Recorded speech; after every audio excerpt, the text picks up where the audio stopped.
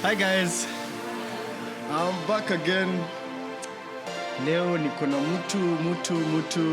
mtu fine, mtu okay. Yeah? Guys, help me welcome Nyakeru again. Makofi kwake.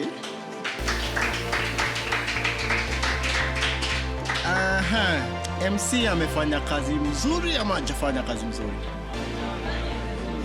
Hai, ako sawa, makofi kwake. Tunashukuru sana, kazi njema. Uendelee hivyo.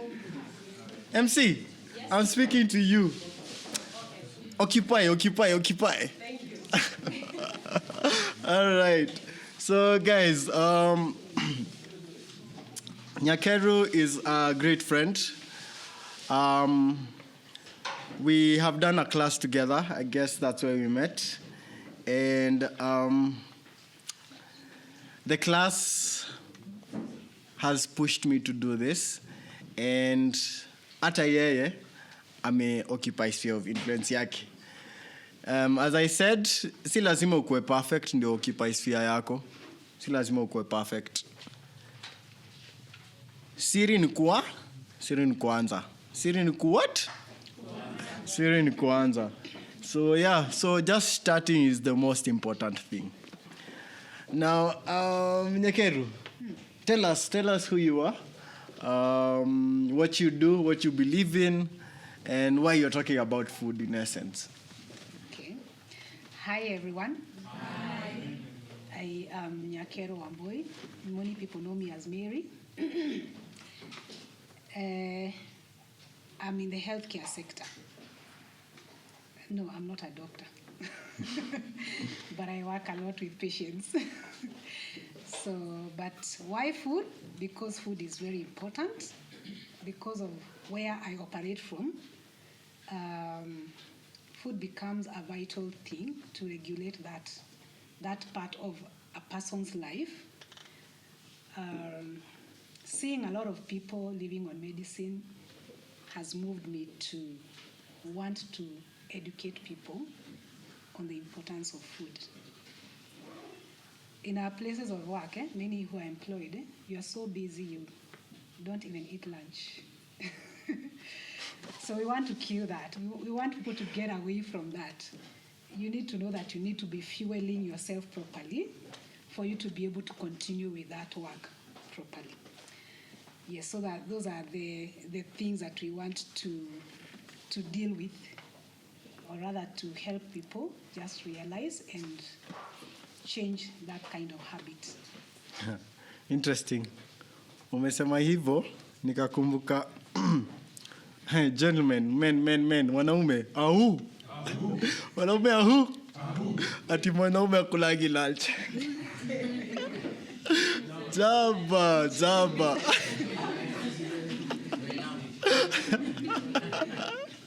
Wanaume akulagi lunch. But anyway, watu wakule, man.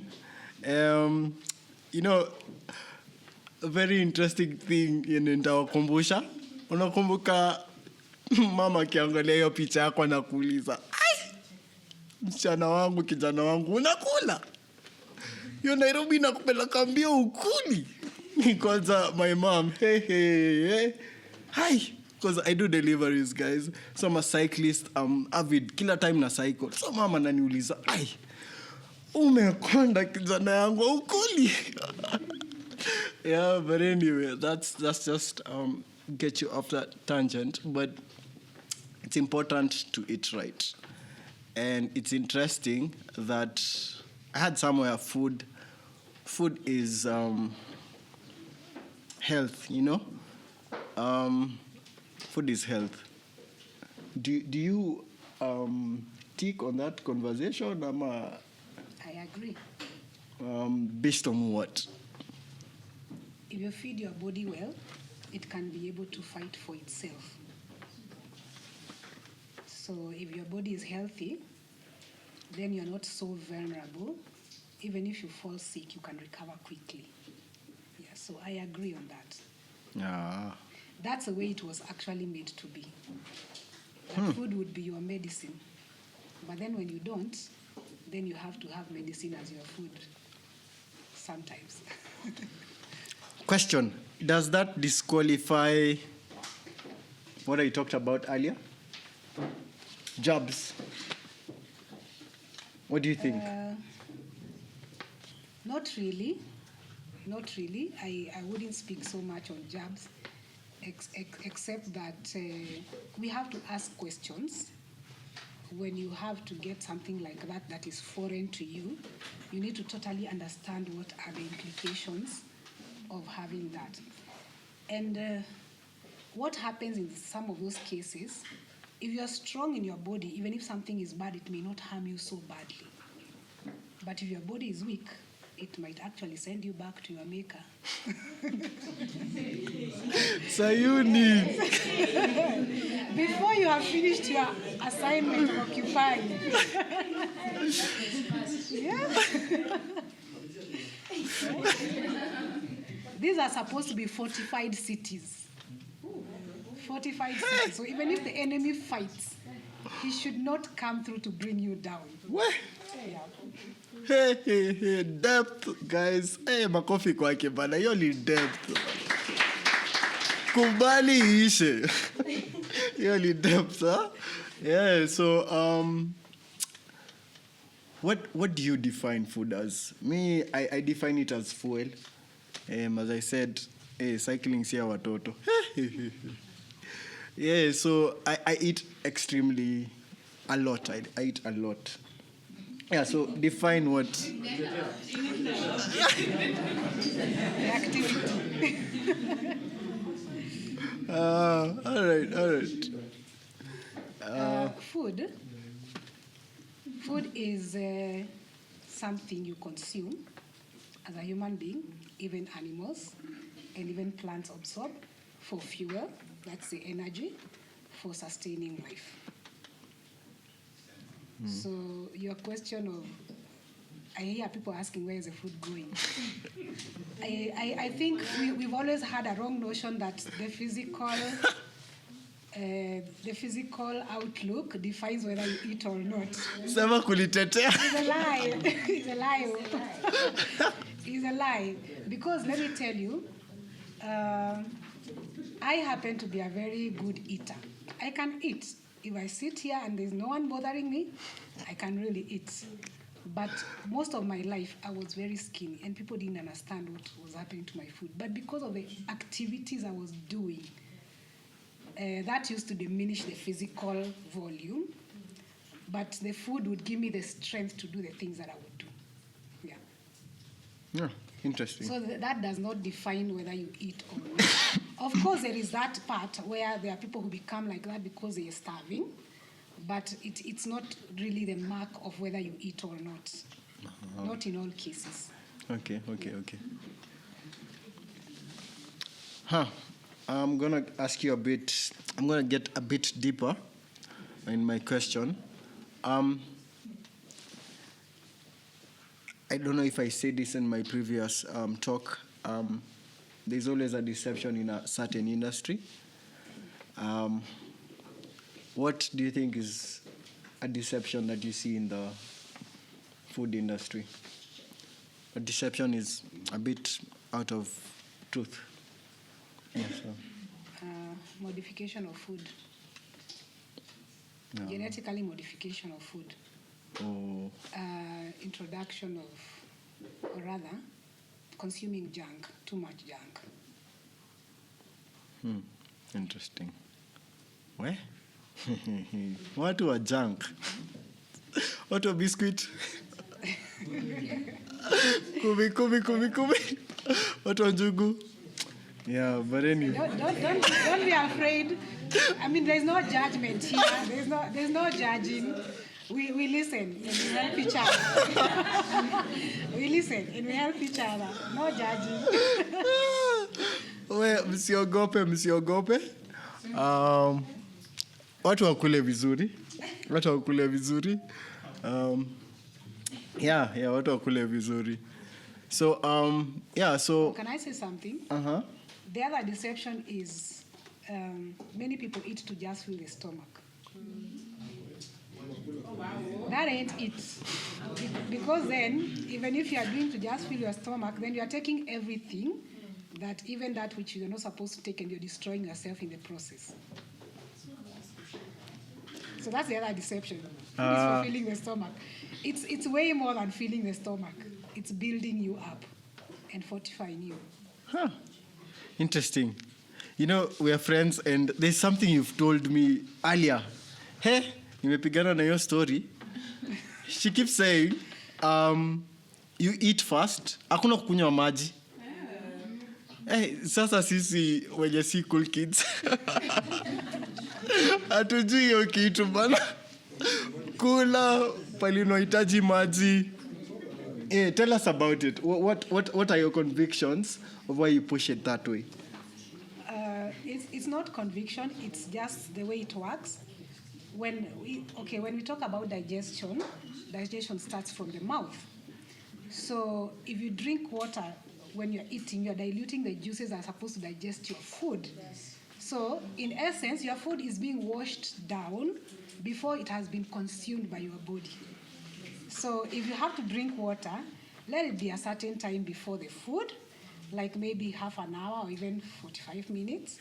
Then eat the food. If you choke, then you can sip some water, but that doesn't mean you drink a lot. And then after that, let the food take its course, at least maybe after 40 minutes, 1 hour, and you can drink more water. But tunakulanga ugali na maji na kikombe. That is not, it's something that works against you. Huh. Yeah. Na sasa chai na ugali asubuhi. There is no nutrition, you're just filling up the stomach. Ukweli tu wacha niseme itoke. Ukweli tu, you're just filling the stomach. Because first of all, if you eat food with tea sabotages the absorption of food. So you have to separate them. You have to space them out. Ongea. Ongea ikutoke bana, wacha kudamaza. So in essence what you're saying, kula mchele kwanza. Exactly. Alafu kunywe chai. But later. So breakfast, you're not supposed to take breakfast like tea with anything. What is breakfast for you? Something I eat when I wake up. Wrong. It is just a bad habit we picked up. Deception. You are resetting our factory. Why? That's a whole point. We need to reset and go back to the basics. So it's not healthy to have breakfast. It is healthy to have breakfast. It's what I'm having. But the bad habit we picked is we take tea and bread and we think it's breakfast. Well, First of all, because it's fast to make and it's fast to eat. For those who, someone like me, I take my time to eat. If we have to go somewhere and I'm eating, I would rather carry my food, but I will not eat it in a hurry. So breakfast, acha tu niwaambie ukweli. Mimi nakulanga ugali na mboga na nyama. Na sijatoka ugali. na vishabebe. Food. Breakfast. Seveve managu. Hizo vitu mnazijua. I didn't grow up eating those things because I was not raised up like that. I didn't like those things because I didn't understand them. But growing up and learning, I realized I had to reset my habits and drop the ones that I found. Being born and raised up in the city, I don't know shamba, I don't know managu. So even me eating those things, I was like, I'm not eating these curly things. Today, I'm not looking for anything else. Because knowledge has come. And we say that knowledge is power, but it only becomes power when you apply it. Oof. Yeah, right. Hey, do we say tweetable ama exable? Threadable. Tengeza t-shirt tunaambiwa pale.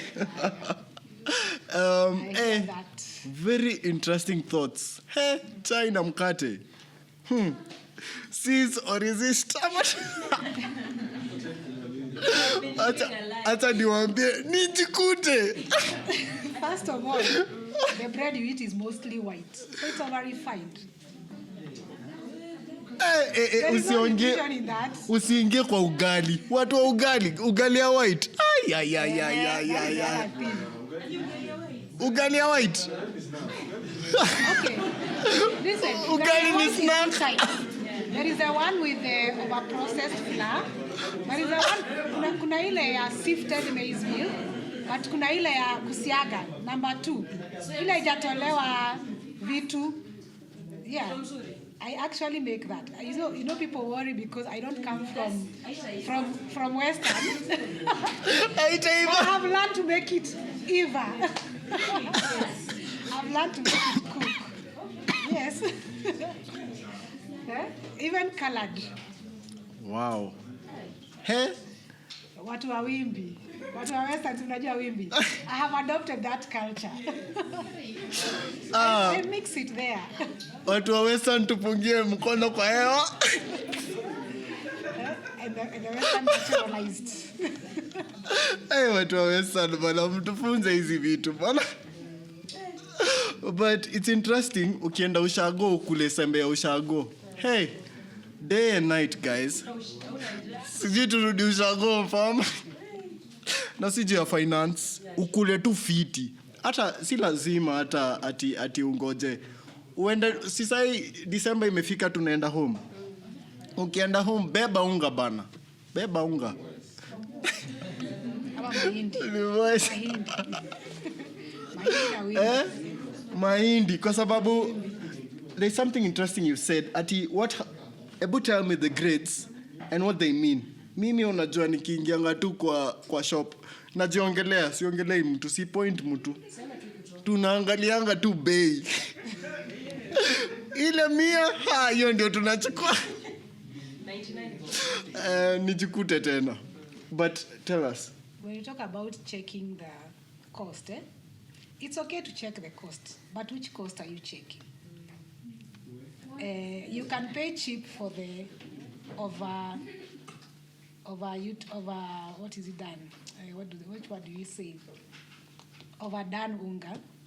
You can pay cheap for it, but you pay so much for healing your body when you finally become weak and sick.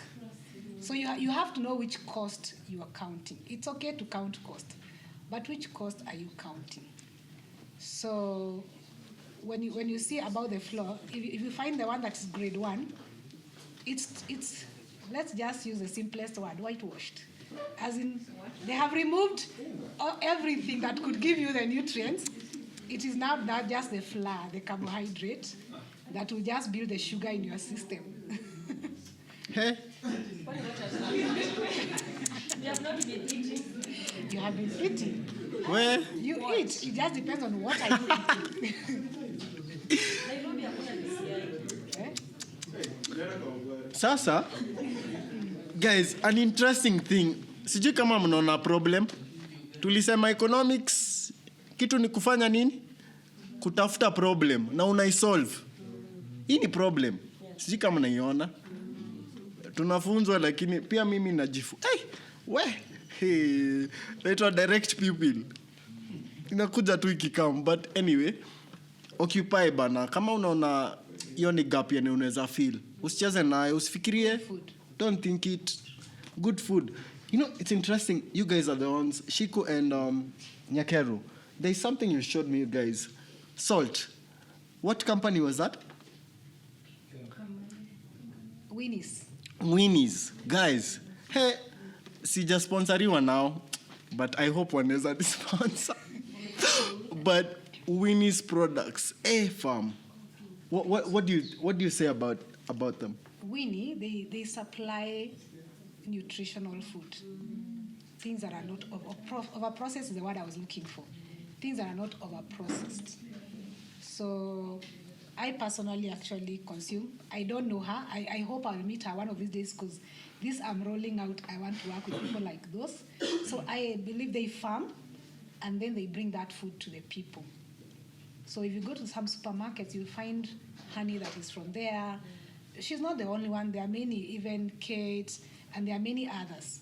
But for me, I'm more familiar with Winnie because those are the ones I readily find in the supermarket. Mm-hmm. So they have salt, they have unga, they have rice. I mean, most of the foods you find they have done, it's not the same as what is the norm, because this is not refined, over-refined. It still has the nutrients intact. So even if it's called fortified, it's still fortified with the natural or organic nutrients. On the other hand, if you heard that something is fortified, you really don't know what it is fortified with. Even if they say fortified with iron, it might be the real iron that has been ground. You never know. The world we are living in Minerals. now, you have to be. This is what I was saying. We have to ask questions. Like when I go to buy food somewhere, I always ask, is this food organic? Have you added this to this? Like, let's say if I buy juice, I have to ask, did you add sugar? Because I don't want sugar added to my juice. I want the natural fruit or whatever it is, you know. So you have to be able to ask those questions. And if someone says, no, we have to make it like this, then ask, so what are the implications of me consuming this? You need to know. You need to know. Yeah. Wow. Hey, I hear you. So for me, what I saw, I'm off the cuff, I'm a Christian, so usifeel. Winnie's products ziko na hiyo tagline ya Christian vibe. As you said, Christianity is a community project. Sawa? So since it's a community project, it's good you support it because you're supporting something godly. Sawa? So that's what I looked at the product and I was like, wow, that is very amazing. That hakuna mse anaficha ati mimi ni Christian, unaona, anakuambia from the word go. And you see other religions hawakwangi ati chini ya maji ati paka naeka hiyo dota hapa hivi. Woi, msicheke. Yeah? As in, ukimwona hivi unajua tu ni mkalasinga, hakuna kitu ya kufikiria. Nikiingia kwa wengine wakiongea hiyo lugha yao utajua tu. Alafu sisi Christians, unaingia ofisi hakuna mtu mwenye anajua wewe ni Christian. Anyway, poleni kwa wale nimefinya. Alright, so back to you, Nyakero. What are the consequences of a bad food diet? Consequences ni gani? Tumesema kuna consequence kwa kila kitu. We know two very basic consequences. You'll be sick or you'll die. From sicknesses arising from the food. Those are the two main things. Or you might even lose your mind. Because if you decide to eat bangi, you will lose your mind. Where? Hautashiba. No. Consequences unaanza na hatutashiba. Hakuna kutoshiba. Ushiba utashiba. Even if you eat bad food, you will still be full. Where? But the consequences are you will be sick or you will go and meet your maker. The ultimate goal. Meet my maker. Yes, that's the last. As in, when you are sick and you can't be helped, that is all that happens. Yeah. So usifastenishe hiyo kitu sana. Kula vizuri bana. Eat well. Yani unajua kwa hizi spheres of influence ni wakumbushe tu. Hizi influence zinakusaidia wewe kushinda hata wao wengine. Wewe you come first. Kama sisi I believe we are in a what society? I forget the word. Fast paced society. Tusikimbizane na hiyo pace sana. Kula fiti, yeah. Ishi fiti. There's a lyric there, but achane nayo hapo. Yeah, so here's the thing. You have a goal in mind, right? What's your goal? Because me, it's interesting, Christians, I feel there is an over-reliance on the pulpit. That's why nimesema hiyo story ya Winnie's. Because kuna over-reliance kwa pulpit that I show, mkishatoka kwa hizo 4 walls, hapa tu hizi 4 walls, shatoka tu pale, hiyo story imeisha. umerudi normal, factory reset. Usikubali hiyo story. Yeah, so anyway, tell us your ultimate goal for This food story. Nyakeru the foodie. Healthy humans. That's my ultimate goal. Because healthy humans will live long enough to occupy and fulfill their purpose. We, si Nyakeru leo natuweza na ukweli. Wacha ukweli. That is what we need more than anything. I mean, I could pat your back, but still send you to a wrong place. I figure out that we are God's people, and if you love God's people, you have to take care of them, because you'll answer to God. What did you do with his people? So when it comes to food, for me, I fight for good food for God's people. Wow. Hopefully pia wewe umeona unaweza occupy hiyo sphere kama tu yeye.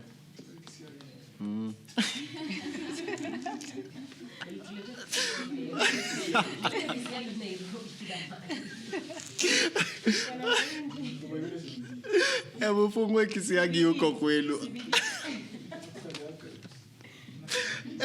Fam, if you ever thought kisiagi haiwezi kukupeleka mahali, think again. Watu wa hiyo pande, watu wa bonde la ufa.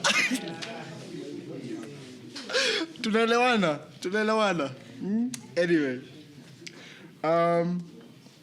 So niambie, sisi boy child, kwanza sisi watu single. Tutaongelea singlehood by the way. Makofi kwa Shiko M. Ako hapa area. Wait for it. It's coming. Tukae chini tishti kwa tayari kupokea reality check. Mmoja sisi boy child. Ama acha nijiongelee, sitaki mtu. Mimi na chapo na maragwe. Kama ni kumea, hiyo kitu inaweza mea kwa tumbo.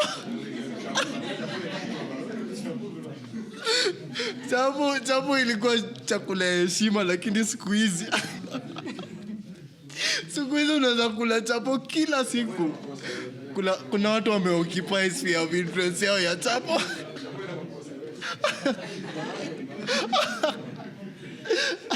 Ebu tuambie, what menu would you subscribe to us? Tukule tu fiti, tuambie menu inakaaje, inafaa kukaaje. Kwanza, wacha niwaambie, newsflash, huyu anakulanga carrot for snack. He just saw me once when we were meeting. Not always, but it's something you can snack on. I mean, that was what was near me. Wacha kujitetea. People might think that is a standard.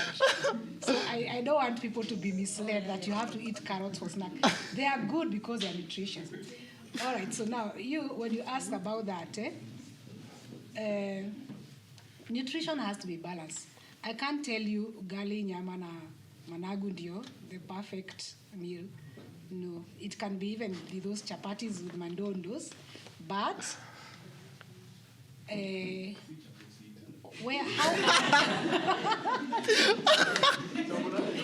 I hear you. I have been there. I hear you. Yeah? It can be even that chapati, but how is it made? What are the nutrition? What is the nutritional value of the unga that you're using? So it's really not a specific type of food. It's the quality of the foodstuffs involved, and that has to be starch, which is carbohydrates. Then we have proteins, then we have vegetables, and we have fats. That is a perfect meal. But now you can have all that, but the quality is not there. So it might still be filling up the stomach. Yeah. Whoa, it reminds me. Yeah, you can eat fries with salad and chicken, but the chicken is broiler. The chicken is deep fried. You don't know whether it is seed oil or vegetable oil or whatever oil. You don't know whether it is what is it called, the transformer fuel. Transformer, what? So the issue here is the quality of the food that you're using. So it's not one thing. So even chapos can be good. And in fact, madondos are also very good because they are dietary fiber. So, but now hizo chapati, you have made with maybe the very white sticky unga. Yeah, the way it's sticky, it sticks like that in your intestines. So some of those things, you eat something crispy, but when it goes into the stomach, it will change into some other form. So it either clings on you, or it's absorbed. It's in an absorbable state, and yeah, that translates into what you become health-wise. Yeah.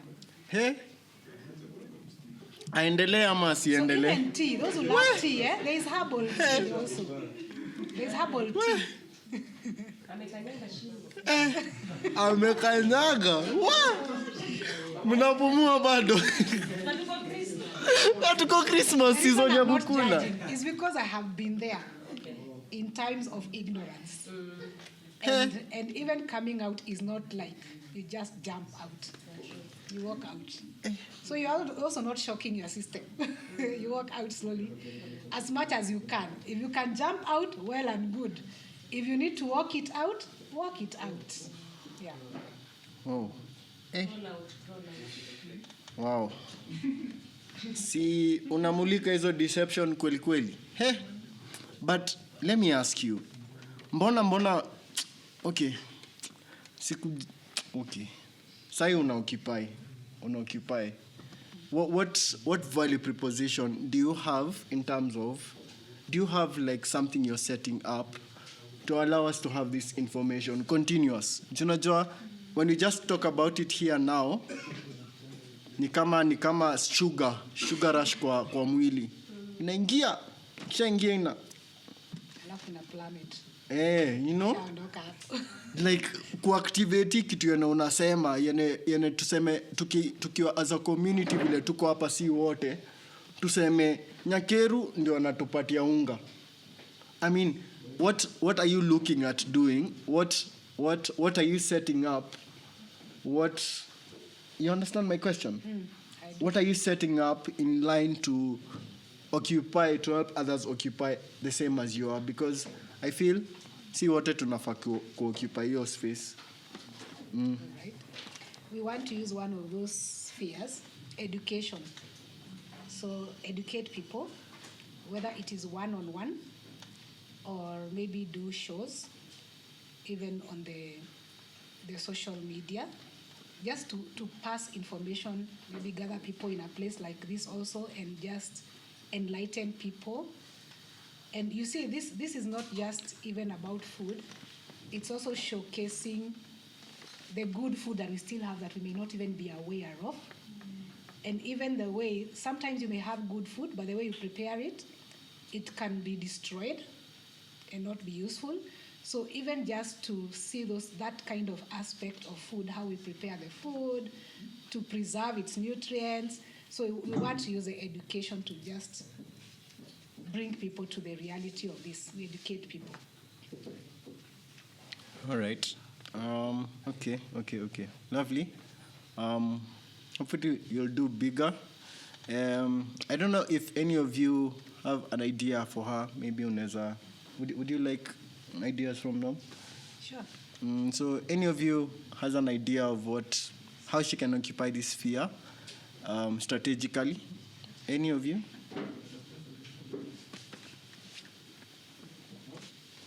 Any of you have an idea of how she can occupy it? Unajua. So let me just say something.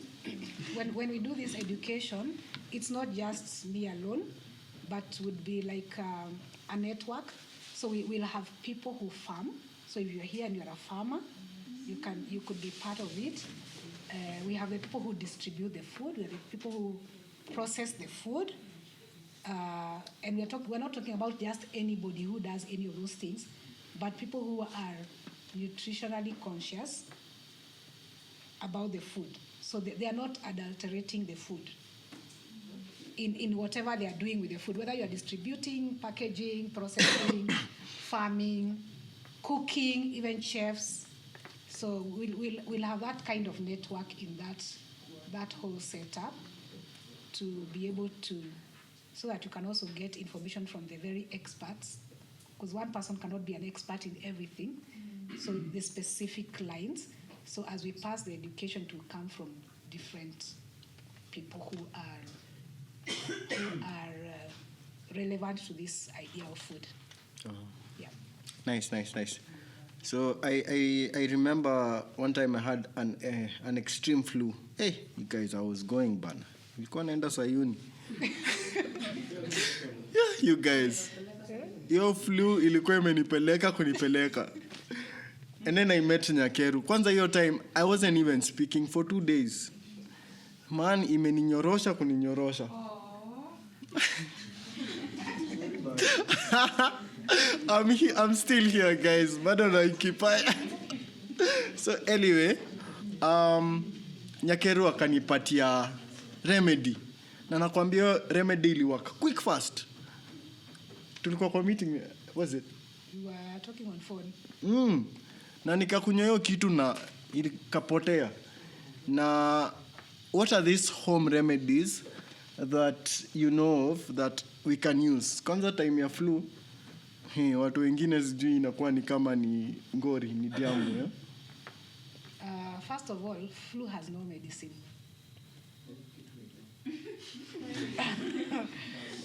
The best medicine for flu is you rest. Mnadanganywa. You take a lot of fluids, and maybe with lemon, orange, because those help to hydrate the body. You have to take a lot of fluids because you need the hydration. So when it comes to food, imagine we have things in our houses that can help you before you run for that prescription. So we just need to, like what he took, it's very simple. It was just, dawa. I'm sure most of you are familiar with that. That is not just some other drink. It's a very powerful drink for your body. So that is what it is: ginger, garlic, lemon, and honey. And most of those things, we cook food with spices. Most of the spices we have are literally medicine for our bodies. You just need to know how to pair them for them to work. So good thing, like for me, I've learned those things from following natural paths. And even our YouTube, it has a lot of this information, by the way. So for me to even talk about what I have tried. So I know food works for healing. Food works. I don't know. You want me to tell my story? Tell us another one. Kwanza tuambie ya tumbo. Kwa sababu all right. I found myself in this situation where I was having acid reflux. It just became too bad. Growing up, I never really had stomach problems because I would eat whenever. I'd literally eat from morning to evening. Anything, small thing I find I eat, small thing I find I eat. So I'd eat literally from morning to evening. But then now this time, I was too busy at work. There was no time for eating food. And I told you, I deal with patients. So if a patient walks in, I need to help them. And I at that time, I didn't have some help. So I would carry my food and take it back home. So I've not eaten. 3 months down the line, I started having my stomach hurting. Acid is pouring in. But the information we have about the problem with the stomach acid is really reverse.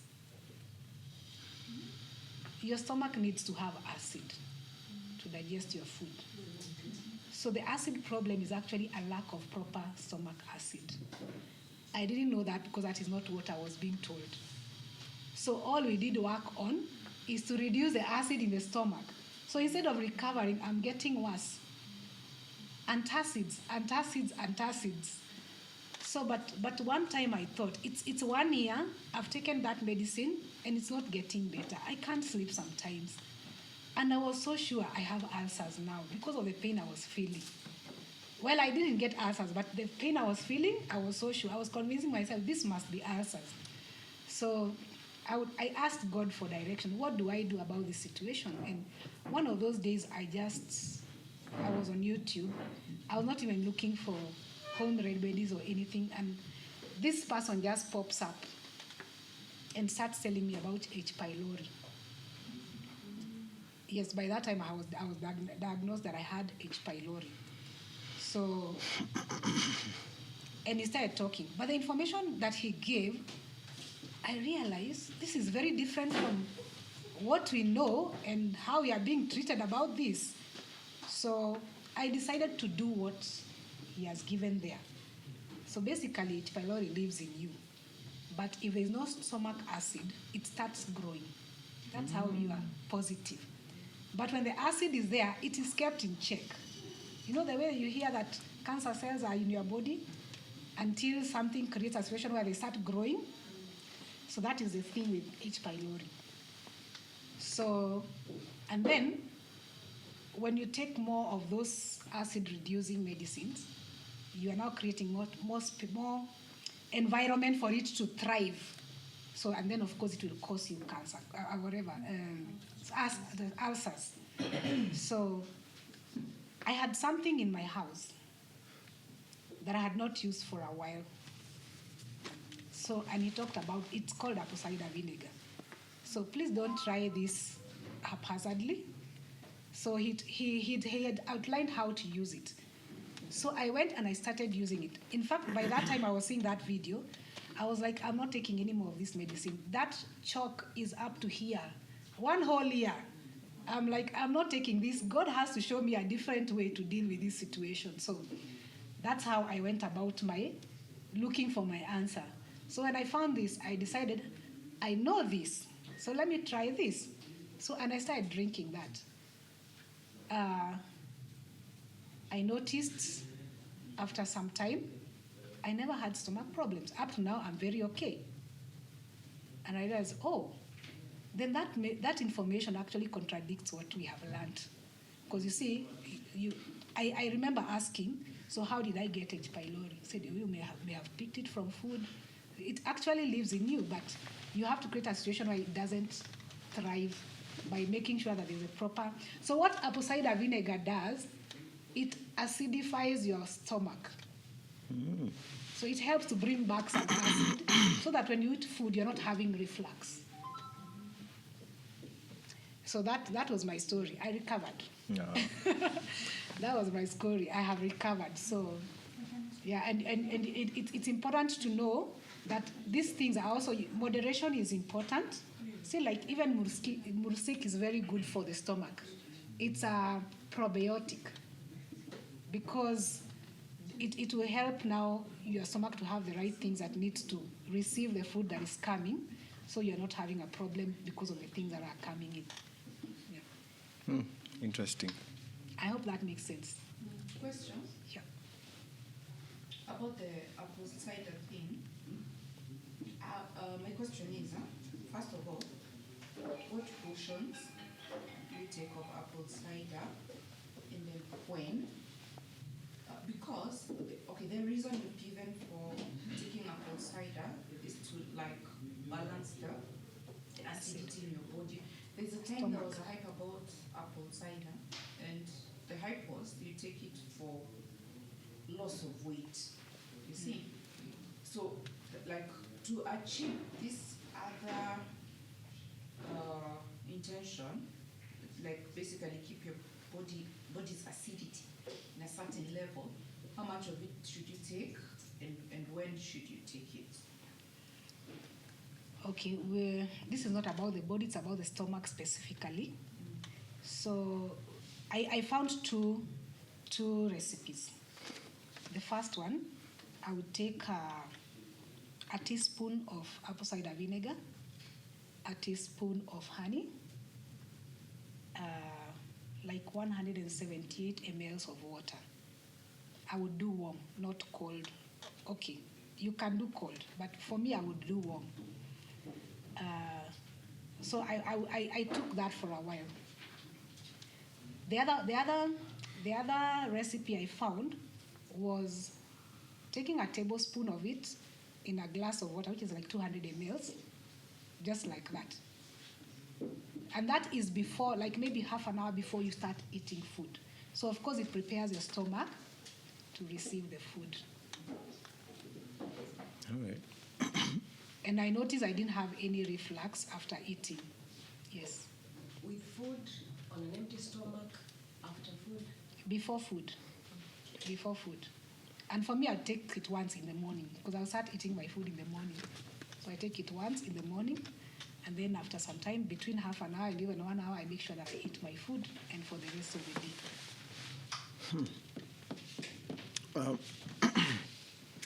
I have a question on how do I say this? Deworming. What are your opinions about deworming? I don't know if you are ready on that, but kama uko na Deworming is important, and they say it's maybe 3 months. For me, I think for the longest time I lived without doing that. And the day I decided to do that, I went to the pharmacy and bought medicine that caused me a lot of stomach problems. So for me, I would rather look for something that works. So I have gone to the Indian shops and bought medicine type of food. That is very bitter, but it works. It works. So you see, this thing depends on also how you respond to it. Many people say, the people who talk about food and medicine, the doctors, the naturopaths, they say all our problems start from the gut, which is the stomach. So because you see, that's where the absorption will take place. If that is wrong, then you'll have many other problems. And for me, I proved that to be true because when I was having that problem with the stomach, there are good food I could not eat, like sweet potatoes. If I eat, I have acidity. If I take ndengu, I have acidity. I stopped eating beans, ndengu, sweet potatoes. In fact, I think I ate ugali more than anything else, and maybe pumpkins once in a while, and ndumas, But I noticed that after I have recovered, I now eat my sweet potatoes and all those grains I eat. Because my stomach was destroyed, so it was also rejecting even the good food that's coming. And that can happen. You can find that food is good, but your stomach doesn't like it. But it's because of what is happening in your stomach that is wrong. That now, unless now that is now like the root cause. If it is not dealt with, you may never have to eat that food again. Interesting. Hey guys, if we continue talking about this, hatutawahi maliza. So Nyakeru, I'm hoping you'll invite us to something of the same sort. And by the round next tunakula food. Yes. Round next tunakula food. So yes. I hear you. We can't have conversation without food. Yeah. Sasa real food kitoweo. Yeah, but anyway, we'll plan, stay tuned, please. Hii ni kitu tutaendelea kufanya. Tuna occupy, as I said. So follow me as I follow Christ. So, all right. So I think, Parting shot. do you have a parting shot? Sure. People, get back to food and find good food. I mean, make effort to find good food. But I believe in the food that God made. It was never supposed to hurt us. So if food is hurting you and it's supposed to be good food, check it out. Check it out. And there are many. I found recently there are many people who, like farmers, they come to sell organic food. So that might mean changing your source of food because maybe they don't have organic food. Changing the food you eat. Sometimes it may not be as easy as I'm saying because, like I said, I was brought up in Nairobi, born and bred in Nairobi. I was once told to eat brown bread, and I'm thinking, how on earth do I eat this rough thing? But the thing is, there is a way you can enjoy good food. They always say the good food is boring. It's true, Cindy. It's true. Yeah, people say good food is boring because who want boiled stuff? But there's a way you can boil it and it is sweet. So it's in the nitty-gritty of how do you prepare it. What do you pair it with? So God wants you to be healthy. You have to take care of that body. Because he will judge those who destroy the body and the earth also. So work towards it. I would eat chips every day. I like junk food. So ndio nilikuwa nasema si judge. I like junk food. And for the longest time, I ate food every day. When I started working, I'd go for lunch, buy a packet of chips, come back, send my colleague who is going next, another packet, I still consume. But when I read about the effects, the consequences of eating that food, I now started retraining myself out of it. It's not that I don't eat, but it becomes like, the way when we were growing up, chapatis used to be a Christmas thing. This would be the season for chapati. During the year, if you ever get to eat chapati, maybe there is a very important visitor in the home. There has to be a holiday for you to eat chapati. But now for me, it now turned. Now for me, junk is a holiday thing for me. It is a one time. As much as I like them that much, I know I have to consciously control how much I eat. So my parting shot, be conscious about food, what you're eating, how you're making it, what it is doing to you. All right. We leave it at that. We will still have the same as this banner, so stay tuned. Thank you, Nyakeru, for being here with us, for teaching us kutoa hizo disruption, kuongea itoke, tunasema asanti. What do you guys say, bana? Makofi kwake.